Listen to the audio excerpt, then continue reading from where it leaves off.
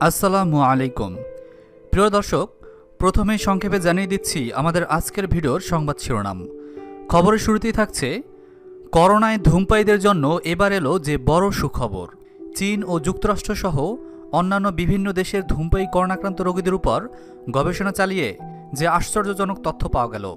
পরবর্তী নিউজে থাকবে, বাতাসে ঠিক কত সময় জীবন্ত অবস্থায় ভেসে বেড়াতে পারে করোনার জীবাণু। এর পরের খবর থাকছে, করোনা থেকে সুস্থ হওয়ার পরও পুনরায় যে কারণে আক্রান্ত হতে পারেন সেই ব্যক্তি। তারপরে থাকবে, ঠিক কতদিন পর্যন্ত সারা বিশ্বে লকডাউন চলবে এ ব্যাপারে যে ঘোষণা দিলেন জাতিসংঘ মহাসচিব। এবং সর্বশেষ খবরে আরও থাকবে, সিঙ্গাপুরে একদিনেই 570 জন বাংলাদেশি করোনা আক্রান্ত। সর্বমোট কত হাজার বাংলাদেশি আক্রান্ত হলেন সিঙ্গাপুরে, সেসব তথ্যসহ সাম্প্রতিক সময়ে ঘটা দেশ বিদেশের আরও কিছু চমকপ্রদ খবর থাকবে। সুতরাং আজকের সংবাদের বিশেষ ও গুরুত্বপূর্ণ এই তথ্যগুলো সম্পর্কে বিস্তারিত জানতে সম্পূর্ণ ভিডিও জুড়ে আমাদের সাথেই থাকুন। বিশ্বব্যাপী ছড়িয়ে পড়া প্রাণঘাতী করোনা ভাইরাসে প্রতিদিনই বাড়ছে মৃত্যুর মিছিল। আক্রান্ত হচ্ছেন বহু মানুষ। এই ভাইরাসের ভয়াল থাবা থেকে মানবজাতিকে রক্ষায় দিনরাত কাজ করে যাচ্ছেন বিজ্ঞানীরা। প্রতিষেধক আবিষ্কার না হওয়া পর্যন্ত সামাজিক দূরত্ব বজায় রাখা সহ বিভিন্ন নির্দেশনা দিয়েছেন তারা। তবে করোনা ভাইরাস নিয়ে কাজ করা অনেক গবেষক মনে করেন, সাধারণ মানুষের তুলনায় ধূমপান করা ব্যক্তিদের অসুস্থ হওয়ার ঝুঁকি বেশি। কারণ এই ভাইরাসে আক্রান্ত হওয়ার পর ধূমপান করা ব্যক্তিদের ফুসফুস দ্রুত কাজ করা বন্ধ করে দিতে পারে। অথচ সম্পূর্ণ উল্টো খবর দিলেন বিখ্যাত শিল্পী ডেভিড হকনি। সম্প্রতি ব্রিটিশ গণমাধ্যম ডেইলি মেলকে একটি চিঠি দিয়ে জানিয়েছেন, চীন ও যুক্তরাষ্ট্রের কয়েকটি গবেষণা দেখে তার মনে হয়েছে ধূমপান করোনা ভাইরাস থেকে মানুষকে রক্ষা করতে পারে।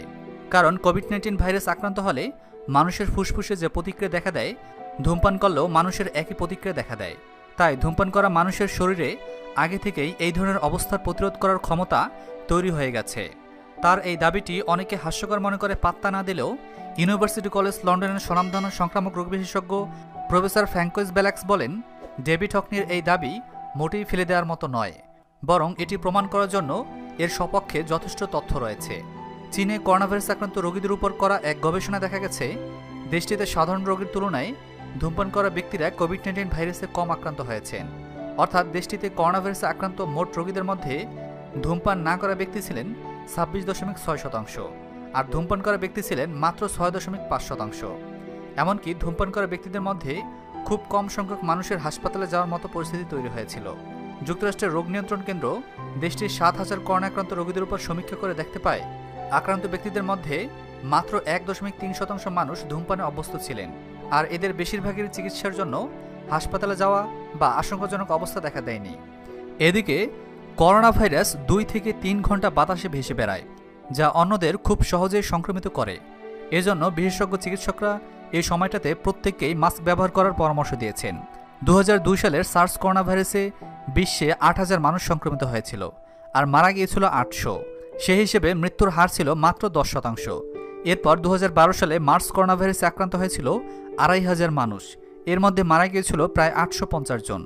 আর 2019 সালের এই নতুন করোনা ভাইরাসে অনেক বেশি মানুষ আক্রান্ত হচ্ছে। এখন পর্যন্ত মৃত্যুর হার 21% এসে ঠেকেছে। দেশের একটি বেসরকারি টেলিভিশন সাক্ষাৎকারে বিশেষজ্ঞ অণুজীব বিজ্ঞানী সমীর শাহ বলেছেন, আক্রান্ত ব্যক্তির হাঁচি কাশির মাধ্যমে ভাইরাস ছড়িয়ে পড়ে 2 থেকে 3 ঘন্টা বাতাসে ভেসে বেড়ায়। টেবিল চেয়ার, দরজার হাতল, মুঠোফোন এবং কম্পিউটার কিবোর্ড থেকেও করোনা ভাইরাস ছড়ায়। এই ভাইরাস শক্তিশালী হলেও সাবানের সংস্পর্শে তা ধ্বংস হয়। বিজ্ঞানীরা করোনা ভাইরাসের টিকা তৈরির প্রচেষ্টা চালালেও 1 বছর থেকে 1.5 বছরের আগে তা পাওয়ার আশা করছেন না বিজ্ঞানীরা। এদিকে করোনা যুদ্ধে জয়ীদের রক্তেই রোগ মুক্তি। মহামারী রুখতে বিশ্বের চিকিৎসকদের এই ধারণা নস্যাৎ করে দিল বিশ্ব স্বাস্থ্য সংস্থা। জানিয়ে দিল, করোনা থেকে সেরে উঠলেও পুনরায় আক্রান্ত হতে পারেন তারা। এমনকি সেরে ওঠা ব্যক্তিদের প্লাজমায় আক্রান্তদের সেরে ওঠার সম্ভাবনাও নস্যাৎ করে দিয়েছে হু। প্রাথমিকভাবে মনে করা হচ্ছিল, একবার করোনা যুদ্ধে জয়ী হলে আর আক্রান্ত হওয়ার সম্ভাবনা থাকে না। এমনকি মারণ এই জীবাণুর বিরুদ্ধে তাদের শরীরে অ্যান্টিবডি তৈরি হয়ে যায়, যা সংকটজনক করোনা রোগের চিকিৎসায় ব্যবহার করা যেতে পারে। এদিকে বিশ্বজুড়ে করোনা জয়ীদের রক্ত পরীক্ষা করা হচ্ছে। দেখা হচ্ছে নোবেল করোনা জীবাণুর বিরুদ্ধে তাদের রক্তের প্লাজমায় অ্যান্টিবডি কতটা তৈরি হচ্ছে। চলছে একের পর এক পরীক্ষা। চিকিৎসকদের ভাষায় যাকে সেরোলজি টেস্ট বলা হচ্ছে। পরিসংখ্যান বলছে, শুধুমাত্র ব্রিটেনেই এ পর্যন্ত 3.5 মিলিয়ন পরীক্ষা হয়েছে। বিভিন্ন দেশে আক্রান্তদের দেহ থেকে রক্তরস নিয়ে প্লাজমা থেরাপি চালুর তোড়জোড় শুরু করে দিয়েছে। এমন পরিস্থিতিতে বিশ্ব সংস্থার এই দাবিতে মুখ থুবড়ে পড়তে পারে প্লাজমা থেরাপির ভাবনা চিন্তাও। জেনেভার এক সংবাদ সম্মেলনে WHO এর এক শীর্ষ কর্মকর্তা ডক্টর মারিয়া ভ্যান কেরখোভে বলেন, বহু দেশে র্যাপিড সেরোলজি টেস্ট করা হচ্ছে, কিন্তু এই মুহূর্তে আমাদের কাছে কোনো প্রমাণ নেই যে সেরোলজি পরীক্ষায় কারোর শরীরে করোনা প্রতিরোধ ক্ষমতার প্রমাণ দিতে পারে, বা সে যে ফের আক্রান্ত হবে না তাও প্রমাণ করতে পারে না এই পরীক্ষা। তিনি আরও জানান, এই পরীক্ষায় দেহে থাকা অ্যান্টিবডির হদিস দিতে পারে, কিন্তু কখনোই প্রমাণ করে না যে তারা আক্রান্ত হবেন না। ফলে সেই সেরে ওঠা রোগীর প্লাজমা দিয়ে যে আক্রান্তের চিকিৎসা করার ভাবনা চিন্তা শুরু হয়েছিল তা অনেকটাই ধাক্কা খাবে বলে মনে করছে ওয়াকিবহাল মহল। এদিকে করোনা ভাইরাসে কাঁপছে গোটা বিশ্ব। প্রতিদিনই বেড়ে চলেছে আক্রান্ত ও মৃত্যুর সংখ্যা। বিশ্বের বেশিরভাগ দেশ লকডাউন অবস্থায় রয়েছে। করোনার ভ্যাকসিন না আসা পর্যন্ত লকডাউন তোলা উচিত নয় বলে জানিয়েছেন জাতিসংঘের মহাসচিব অ্যান্টোনিও গুতেরেস। তিনি জানিয়েছেন, একমাত্র কোভিড-19 ভ্যাকসিনই পারে বিশ্বকে স্বাভাবিক জীবনযাত্রা ফেরাতে। করোনার উত্তর না মেলা পর্যন্ত লকডাউন চলুক। তিনি আশা প্রকাশ করেন, এই বছরের মধ্যেই করোনা ভাইরাসের ভ্যাকসিন বের করে ফেলতে পারবেন বিজ্ঞানীরা। বুধবার আফ্রিকান দেশগুলোর সাথে করোনা সংক্রান্ত এক ভিডিও কনফারেন্সে তিনি এসব কথা বলেন। ওই ভার্চুয়াল বৈঠকে আফ্রিকার প্রায় 50টি দেশ অংশ নেয়। আতঙ্ক রুখতে সবাইকে একযোগে কাজ করতে হবে বলে পরামর্শ দেন গুতেরেস। যেভাবে বিজ্ঞানীরা নিরলস পরীক্ষা নিরীক্ষা করে চলছেন, তাতে 2020 সালের মধ্যেই করোনা ভাইরাসের ভ্যাকসিন বের হয়ে যাবে বলে তিনি বলেন। গুতেরেস বলেন, এই সময় আর্থিক সাহায্যের প্রয়োজন। 25শে মার্চ $2 বিলিয়ন ফান্ড জোগাড়ের আবেদন করেছিল জাতিসংঘ। সেই পরিমাণ অর্থের মাত্র 20% জমা পড়েছে। করোনা মোকাবেলায় সেই অর্থ কাজে লাগানো হচ্ছে। এদিকে বিশ্ব স্বাস্থ্য সংস্থার উপর থেকে সাময়িকভাবে আর্থিক অনুদান প্রত্যাহার করে নিয়েছে মার্কিন যুক্তরাষ্ট্র। মঙ্গলবার মার্কিন প্রেসিডেন্ট ডোনাল্ড ট্রাম্প বলেন, চীনে করোনা মহামারী ছড়িয়ে পড়াকে বিশ্বের কাছে সঠিক গুরুত্বের সঙ্গে তুলে ধরেনি এই সংস্থা। এজন্যই তারা বিশ্ব সংস্থার উপর থেকে অর্থ অনুদান উঠিয়ে নিয়েছে। এদিকে সিঙ্গাপুরে বৈশ্বিক মহামারী করোনা ভাইরাসে একদিনেই 570 জন প্রবাসী বাংলাদেশি আক্রান্ত হয়েছেন। এ নিয়ে দেশটিতে 2597 বাংলাদেশি প্রাণঘাতী এই ভাইরাসটিতে আক্রান্ত হলেন, যা সারা বাংলাদেশে আক্রান্ত রোগীর সংখ্যাকেও ছাড়িয়ে গেল। সর্বশেষ পাওয়া তথ্য অনুযায়ী বাংলাদেশে আক্রান্তের সংখ্যা 2144 জন। শনিবার সিঙ্গাপুরের স্বাস্থ্য মন্ত্রণালয়ের সর্বশেষ তথ্য মতে গত 24 ঘন্টায় দেশটিতে 924 জন নতুন করোনা রোগী শনাক্ত হয়েছেন। এদের মধ্যে অধিকাংশই বাংলাদেশি। সিঙ্গাপুর সরকারের তথ্য অনুযায়ী দেশটিতে এ পর্যন্ত 5992 জন মানুষ করোনায় আক্রান্ত হয়েছেন। তার মধ্যে অধিকাংশই হলেন বিদেশি শ্রমিক। এসব শ্রমিকরা বিভিন্ন ডরমিটরে একসঙ্গে থাকার কারণেই করোনা সবার মধ্যে দ্রুত ছড়িয়ে পড়েছে। সিঙ্গাপুরের চ্যানেল নিউজ এশিয়ার খবরে বলা হয়, দেশটিতে মাত্র 2 সপ্তাহের ব্যবধানে করোনা আক্রান্ত রোগীর সংখ্যা 70 গুণ বেড়েছে। এদিকে সারা বিশ্বের ন্যায় করোনায় কাঁপছে গোটা ভারতও। ভারতে এখনও পর্যন্ত করোনা আক্রান্ত সংখ্যা 9756, মৃত্যু হয়েছে 377 জনের। কিন্তু অস্বাভাবিকভাবেই সিকিমে করোনা আক্রান্তের সংখ্যা 0। এখনও সিকিমের ধারে কাছেও ঘেঁষতে পারেনি নভেল করোনা ভাইরাস। সারা ভারতের মধ্যে সিকিমই সেই রাজ্য যেখানে একটিও করোনা পজিটিভ নেই। কিছু বিশেষ পন্থা অবলম্বন করে তারা এই করোনা যুদ্ধে জয়ী হয়েছে। সর্বশেষ গত 14 এপ্রিলের হিসেব অনুযায়ী সিকিমই দেশের একমাত্র রাজ্য যেখানে কোনো করোনা আক্রান্ত নেই।